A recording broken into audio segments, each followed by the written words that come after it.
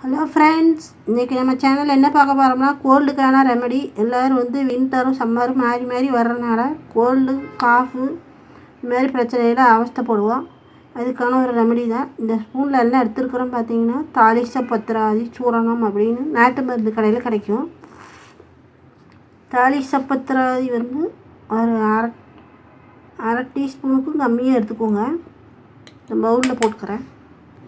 இங்கே வெறுமனே சாப்பிட முடியாது. இதில் ஹனி மிக்ஸ் பண்ணி தான் சாப்பிட்ணும். இது ஒரு 1/4 ஸ்பூன் போல் ஹனி எடுத்துக்கிட்டேன். இதில் ஆட் பண்ணிக்கிறேன். கலக்கிட்டு உங்களுக்கு காட்டுறேன். இது இட்லி பொடி மாரி இப்படி கலக்கிக்கணுங்க. இந்த கலக்கிட்டு நீங்கள் காலையில் டிஃபன் சாப்பிட்டுட்டு கொஞ்சம் நேரம் ஒரு 1/2 அன் ஹவர் கழித்து இதை கொஞ்சமாக சாப்பிடுங்க. ஒரு நேரத்துக்கான டோஸு தான் இது. 2 நேரம் கூட சாப்பிட்லாம். நைட்டும் சாப்பிட்லாம், காலையிலையும் சாப்பிட்லாம். இது ரொம்ப கோல்டாக இருக்குது. நீங்கள் எந்த மெடிசன் எடுத்தும் சரியாக போகிறதில்ல.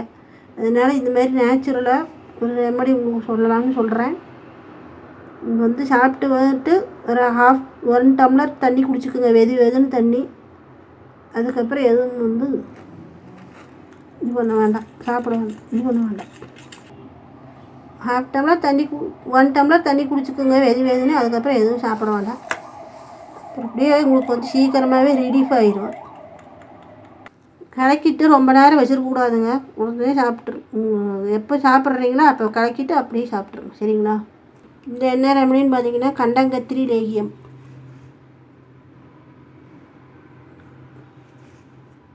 இது பார்த்தீங்கன்னா எழுதியிருக்குது கண்டங்கத்திரி லேகியம் அப்படின்னு. இது கொஞ்சம் நல்லா இருக்குங்க சாப்பிட்றதுக்கு.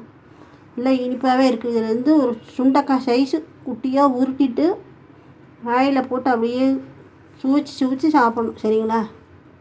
இதுலேயும் கோல்டு சரியாகுங்க.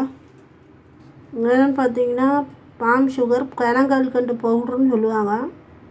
இதுவும் பெரிய டிபார்ட்மெண்ட் ஸ்டோரில் கிடைக்கும் உங்களுக்கு. இதுவும் கொஞ்சமாக ஒரு பெப்பர் எடுத்துக்கோங்க. இது ரெண்டையும் நல்லா பவுட்ரு பண்ணிவிட்டு வரட்டுக்கு இருமல் சும்மா தொடர்ந்து இருமல் வந்துகிட்டே இருக்கும் இல்லைங்களா?